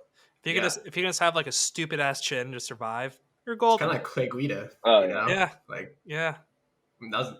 That reminded me of the Santos fight against Guida, where Santos had like 50 unanswered strikes, and then Keith Peterson doesn't stop the fight, and then all of a sudden he chokes out Santos, and it's just one of those. Keith Peterson was too busy thinking about what kind of cigarettes am I going to buy at the liquor store after this. Literally, it's bad, man. That's such a funny. The fake Keith Peterson Twitter account's so funny, by the way. Shout out that guy. I've seen that. That guy's so does funny. That. That guy's funny. All right, so that's UFC 278. That's UFC talk. Let's wrap this thing up with our winners and losers. I'll kick us off with my first winner. It's Hooters. Hooters, famously, they're the best in the NIL game. A couple months back, they signed John Daly's son. Now they've signed 51 collegiate offensive linemen to an NIL deal. Signing these hogs. I can't think of anything better than just a bunch of diesels eating some Hooters wings. So shout out to Hooters for being the best in the NIL game. So that's my winner, Hooters. Yes, sir. Oh, man. Gotta love NIL deals, especially Hooters. Gotta love it. Anthony, I did not know that they had that they had that deal with all those linemen. It was announced today. Oh, It's so announced good. today. That's so good. funny. That's hilarious. If you're a college kid too, getting a Hooters Oh yeah, NIL or deal, like a Twin Peaks NIL deal, same deal. Yeah. well, I've never heard of anyone saying Twin Peaks wings are good. I've That's true. but Hooters wings are actually like good. Like they're Especially That's as what an they're known offensive for. lineman. literally, yeah, not the tits. They're known for the wings. Oh yeah. Yeah. Your grandpa, he goes to Hooters every weekend solely because of the wings, and that's what he's been telling Grandma for years. Exactly. Yeah. All right, Anthony, your first winner. My first winner goes to the UFC. Honestly, I think the past couple weeks, we've been seeing some bad finishes outside of the Cheeto against Dom Cruz. A lot of injuries. Brian Ortega dislocated his shoulder. Aspinall busting his knee. There's another one I'm blanking off the top of my head, but we've just gotten some dud. Ortega having his shoulder dislocated, but that was low-key kind of a finish. But it is what it is. Yeah, we've just been getting some duds. We've been getting these fights that aren't lasting even 2 rounds, and the way that finish happened, I think it really just captivated the world. One, you bring in more casual fans, who see that knockout and they're like, holy shit, that was amazing. I want to watch this sport. And then you got guys like us who watch the sport and we're like, man, there hasn't been anything crazy lately. And then we're like, holy shit, that was crazy. So I think at the same time, you get that holy shit response and you get it in 2 different ways. It's going to bring us back to keep watching these cards to get those moments again. And then it brings the casual fans to come in and say, hey, we might get those moments and we might not, but even if you get just a smaller finish, it's still exciting. And I think it definitely attracted a bunch of new fans. So my winner's the UFC, and just more so Leon Edwards in that finish. I mean, I think he did it for the UFC. If it wasn't for that, that card might have gone down as a little more dud-ish. Yeah, it would have been a dud. It really would have been a dud. That finish, I mean, I think took saved it and took it over the top. We've had 2 of the craziest finishes in the span of the summer. Yeah, the Yuri Prochazka submitting Glover Teixeira in the 5th round, and you had that. I would say the knockout was crazier than the Prochazka submission, just purely off because you could have made a case Yuri might have been up, and it was just still kind of crazy. Yeah. But submitting Glover Teixeira was one of literally the last thing anyone expected when a knockout over Usman. You could make a case for it. You could see it coming, but no, I think the best thing too is you're seeing people who don't ever talk about MMA. They're talking about it today. They're talking about that knockout today as we record, even though this is released on Tuesday. People are talking about it, and that is the best thing for the UFC is moments like that where everyone is talking about it. So yeah, big winner UFC. Harrison, your first winner. My first winner is me because about 15 minutes ago, a moment that has been 2 years in the making finally happened. Sony knew that my final fall semester just started, and they sent me that PS5 invite, and I finally fucking bought it. 2 goddamn years in the making. So many missed opportunities, so many so close but yet so far moments, and now I finally fucking have it. I've been grinning since I bought it, so I was wondering what you were doing. Yeah. I seen you over there cheesing. I'm like, what is this man cheesing about right now? You got it. He's getting hyped up. I got it. I got it. They had a cue, and it chimed in my ears while you guys were talking. I was like, oh shit, I gotta get in there. Well, gotta buy it fast before they sell out, and that's great. Fucking finally. Goddamn right. Woo. Goddamn Congrats, right. man. Right. Congratulations. I'm still waiting to get mine. I'm still waiting to get mine, but I'm getting an Xbox. I'm getting the Xbox, whatever it's called. Xbox One, but that's what it was. All right. Going to my first loser. My first loser is Urban Meyer. Might be a little weird because Urban Meyer is back on the Fox College Football Show. But here's why he's a loser. It's not because he's on the show. Well, it is because he's on the show. Because at some point during the season, he's gonna come out and say, as a coach, you need to hold your players accountable. You need to hold your entire team accountable. And then everyone's on Twitter is gonna be like, oh, remember when you didn't go back with the team to Jacksonville and you stayed in Florida and put your fingers up some girl's cooter? It's gonna be a bad look. It's gonna be a bad look for Urban Meyer. So he's a loser for that. Be slaughtered online. Oh yeah. I think everyone and their mom knew when he got fired. Oh, he's gonna go back to Fox. Is just gonna hire him back, right? And they did. And he's Twitter's gonna have some fun with them. So loser, Urban Meyer, without a doubt. Mm-hmm. Anthony, your first loser. Yeah. So my first loser goes to Trevor Whitman. He's been on a a downturn. He's been on a struggle. Rose against Carla. Rose lost her belt. Gaethje against Oliveira. Gaethje got dominated. And then you have Usman against Edwards, and Usman goes out and gets knocked out. So, I mean, he's been on a skid lately. He was smiling, though. He was smiling in that octagon. Smiling. He's a cheeser every time, I swear. He loves seeing his fighters get fucked up. He loves seeing them. Literally, man. Like, I swear, no matter what you see him on camera, he's just big cheese, big smile. I mean, he's a positive guy. He's a good coach. I mean, he has great fighters that are under him. But I just think lately he's been on a skid, and his fighters keep losing, and something's wrong. Something's off. I'm not sure if it's the game plan. I mean, to be fair, Usman was on his way to winning, but I think at some point, it's like everyone at some point loses. The sport, no one wins forever, and he was just kind of overdoing it. It's kind of timing wise, it sucks because it all happened at once. Yeah. And to be fair, back to back. Rose didn't really lose. It's just they needed to pick a winner, and they just ended up not picking the right decision, which was a draw. But no, still the story is all three of his fighters don't have titles after losing title fights. But I hope they'll bounce back. I don't know what Rose does, especially when Wiley wins. Yeah. Like I don't know what the fuck she does. Yeah, they're probably gonna honestly run that fight back. Number 3. I wouldn't be surprised. Yeah. Or maybe I read a headline a little while ago that Rose was considering moving up to go fight Valentina. But fuck it, I don't care. No one like just that'd be a good seller. I think that's a decent fight. I mean, I think those are the two, quote unquote, outside of Nunez, the two biggest names in women's MMA. I think Valentina would beat her pretty easily. Yeah, but I think it would be fun. It'd be a lot of fun. Harrison, your first loser. So my first loser, I was really thinking about whether it was a winner or a loser, but I decided on loser in the end. It's Game of Thrones fans, because House of the Dragon debuted last night, and I've been hearing good things. Haven't watched it yet because I was working and I had school.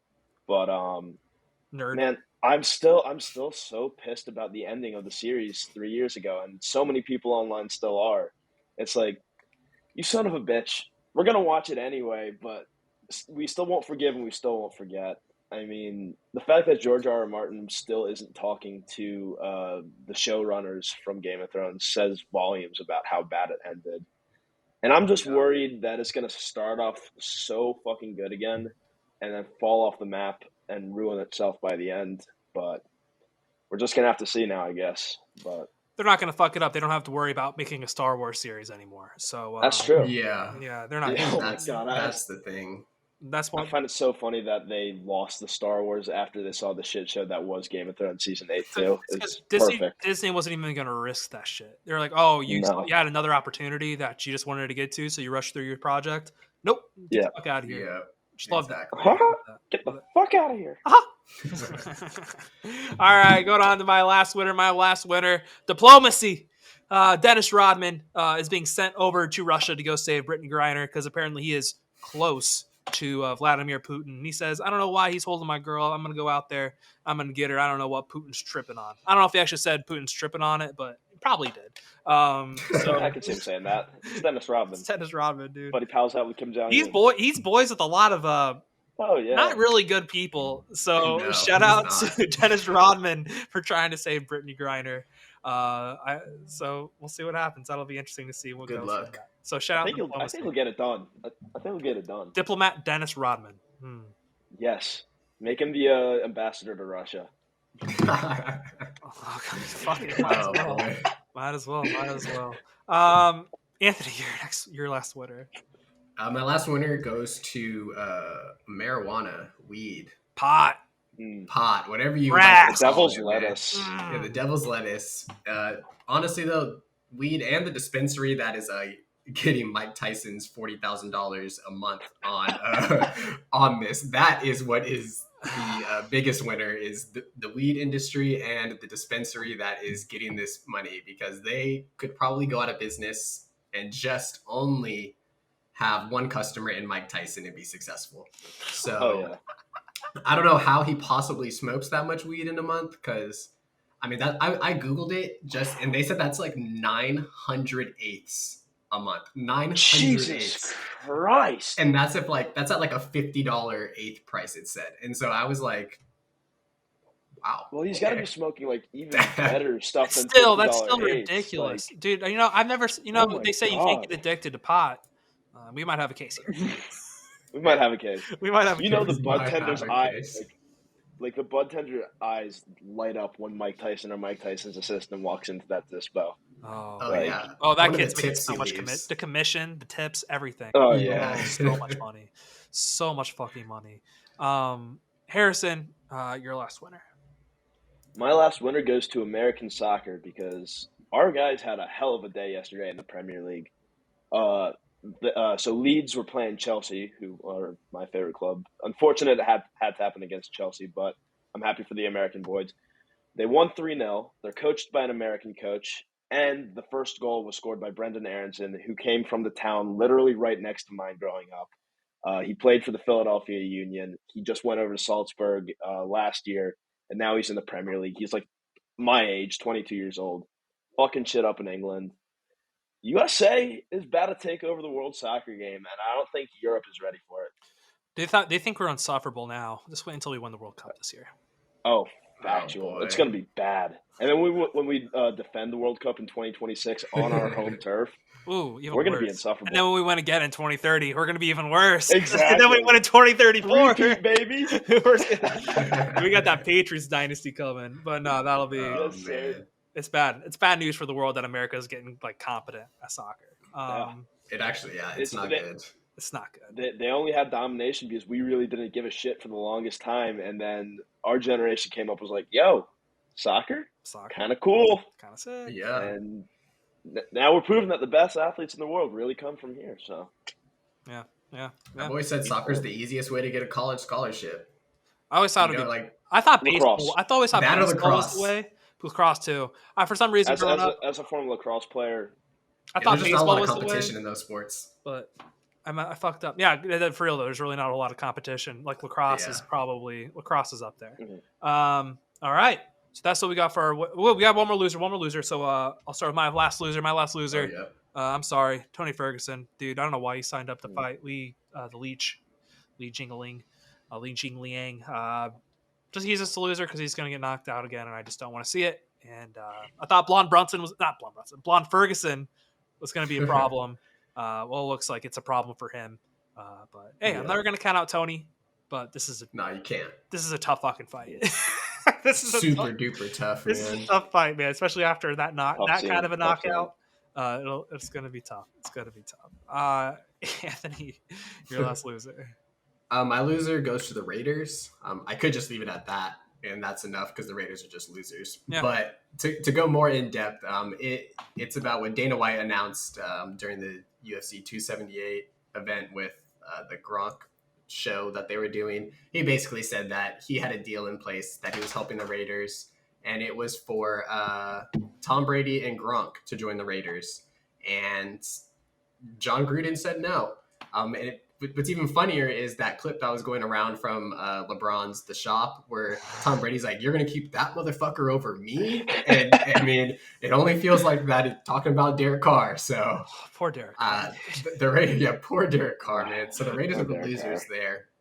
The losers for me. Imagine if Vegas got Tom Brady and Gronk. Like, how crazy would that be? They would've won the Super team Bowl. just gets to Vegas. Ooh. Then you get, the greatest quarterback of all time and the greatest tight end of all time, essentially.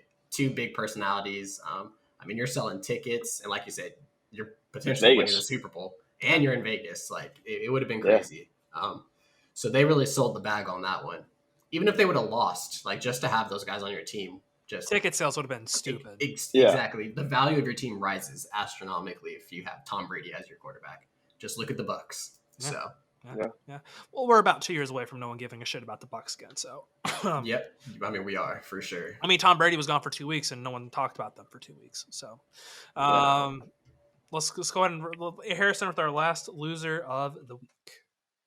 last loser of the week goes to the Cleveland Browns. We've been talking about this for a while. Week 1, absolutely fade them. But it's now confirmed that Baker Mayfield will be starting in week 1. We figured it was going to happen because, Sam Darnold versus Baker Mayfield, I'd rather have Baker Mayfield.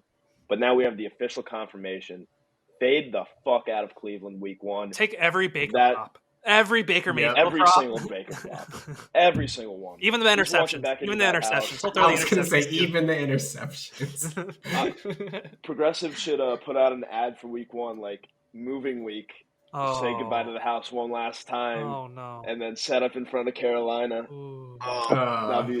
That'd be brutal. It's gonna be Cleveland. It's also Baker's healthy again, so we'll go back to what he was 2 years ago. Yeah. Last year he played like all year hurt, so it'll be interesting to see. He's not a bad quarterback. He's not terrible. I was okay with him coming to Indy, but I'm a lot happier with Matt Ryan. I'll say that. But hey, it is Matty Ice for sure. Matty Ice. No, it'll be that. I mean, that's even the Panthers could go 4 in whatever the new record is, 4-13, and if they beat Cleveland, that season's a success. Yeah, absolutely, especially in Baker's eyes. That's all. The only thing. Baker is so fucking focused. He is so dialed in right now. That'd be the best game of his career. Dude, what if he goes off for like 500, 6 touchdowns, no like 2 interceptions? I wouldn't be surprised. No, he needs to break the single game touchdown record. He's gonna throw 8 tutties and like 600 yards in the air, like just insane shit. That'd be great if he did that. That would be great. Well, it'll be great. I know the NFL is hoping for that. Well, then the NFL has Deshaun coming back against the Texans in Houston. Like, bruh. Yeah. That's too good to be true. All right, that's what we got for the show. Any shout outs for anyone before we wrap this thing up? No, I'm good this time. All right. Well, that's the show. Talk to you guys on Friday. Got John McNessie on the show. Very fun show. No UFC this weekend, so no breakdown, no preview.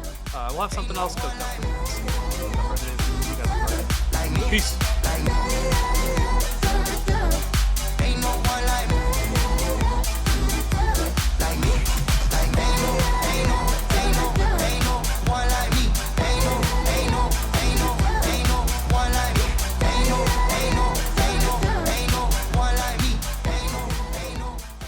Thanks for watching. Thanks for sticking around with me all the way to the end. I just want to once again thank the sponsor of the show, Living.Fit. If you're looking to better yourself, make sure you go to download the app or visit the website Living.Fit today.